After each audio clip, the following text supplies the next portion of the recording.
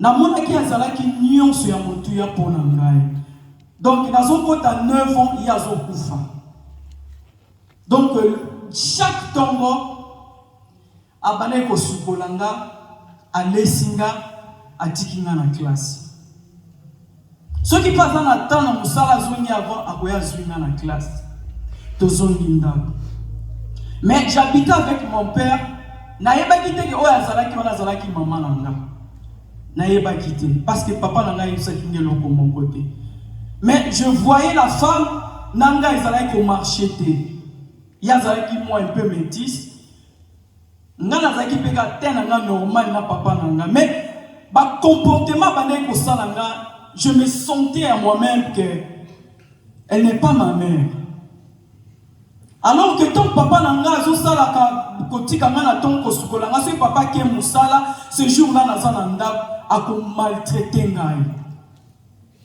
Donc avec mon père tous ay kolia na table. Mais ce qui papa qui a pesi mu Congo a otira nga biloko na se comme un chien. Alors na bade pe ko na kolia na c'était parce que na mesene déjà kolia na table. Affection au papa nanga pesa qui n'est pas maman na bande ko mona ngoti. À chaque fois, ceux qui a eu papa zongi na opesa un rapport. Et l'autre aliboso papa ko benga nga na pembeni. Atuninga, est-ce que tu as mangé? Dans le but non. Pourquoi? Nabi parce que l'on avait servi la nourriture par terre. Alors quand on zone il mais pourquoi tu es moi na biloko na se et bandi ba on ba les troubles. Donc azaki papa moko même yo maman na moi na yo côté le matin. Mais moi je ne comprenais pas parce que betela ngate histoire qui na maman ba kabwana. Alors si qu'on a bané nazaki na confusion totale. Le jour que ce qui papa est na bané ce qu'on le battait parce que quand je le voyais menacer mon père et ça comme ça la maille passe. Il y a un parent quand tu es encore vivant, aimez tes enfants. Pesa bango le meilleur au pesa bango parce que ça biloko etika la kato zate ba ko se référer nango. Tala le longa papa kenda ça fait longtemps 9 ans les gens nazo ki na ba 40 nandam. Mais ba souvenir wana affection na pesa kinga tilelo ezala na kat nangai. Alors le jour que azo voyager à l'Obinanga, je pars. Nazo kepo na 3 jours. Je vais revenir. Alors, j'étais content. On a vu que ce papa voyageait. Il a toujours na bilo quoi bien. Mais Albinanga que non, on a retardé 3 jours na Ozalawana. Chaque matin, Azalek va embrasser toujours na mbunzu. Alors, ce que on a muki a baissé yo, ake anga kenepe asalinde ngwana. Alors, un jour, tant na zoya na classe na kuti batu ebele na porte ndako. Batu sous bae ba yambinga. Les gens pleuraient et les informations partout. C'était vraiment un homme bien. Azaki pe na vie na ya bien. Alors je n'ai pas compris. Na vandi 3 jours eleki, 4 jours eleki. Ba un mois après ba jour enterrement na ye, je n'ai jamais vu ba fungola ka cercueil na été. J'avais 9 ans. Les signes que basalaki basimisi biso ka cercueil, mais on m'a dit que ton père est dedans. Akufina, akufaki na accident, mort subite, accident akufa brisque. Alors natikala kana image ya cercueil, mais lokola na mona ke longi na été, nazaki kondimate ke azaya okufa. Pe na âge ya 9 ans, il dépétait que son sialiwa ezani. Bien aimé, délige et bandaki na vie nanga à l'âge de 9 ans. Ya monta moni mwana ya mukie aza fazer to aza mwana moko abandonné ou bien aza na katia ba ONG ndenge ba ko ba orphelin ko négliger bana wana te. Ndenge Bible lobi c'est un père des orphelins, le mari de veuve. Ça c'est vrai.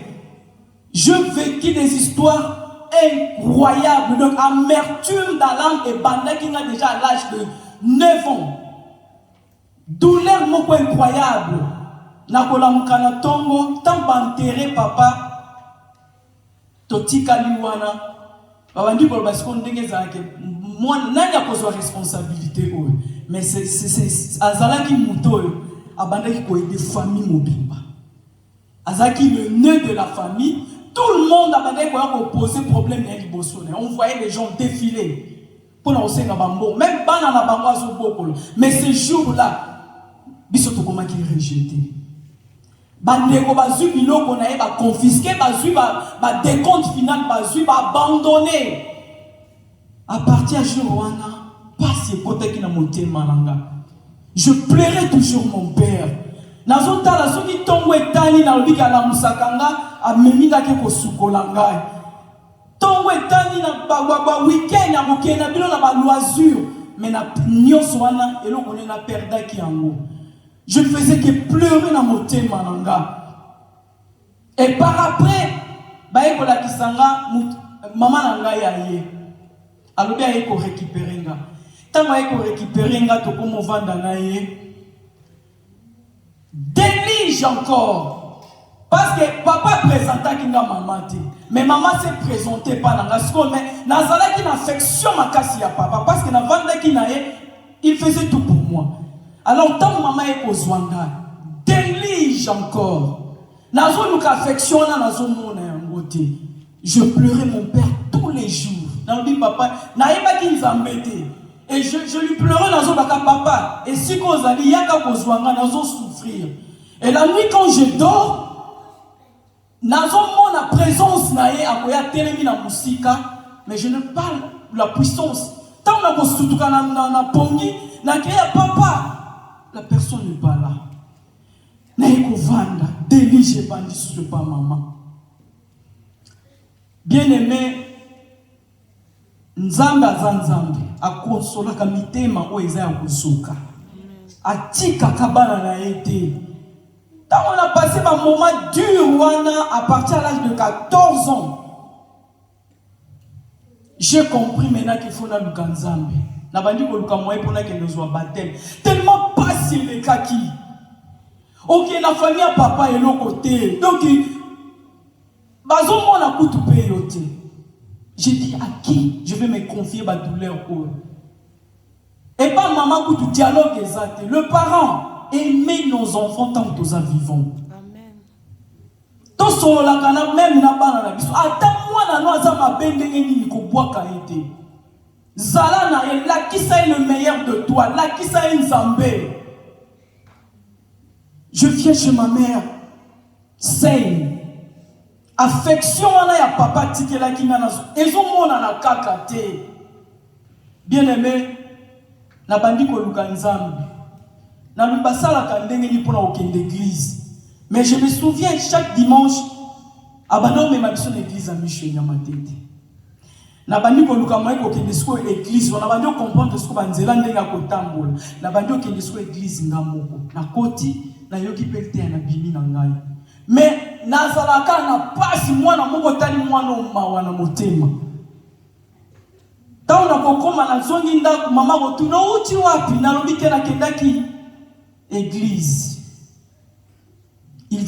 Elle m'insulte pour la kendaki église. Na lobi problème de.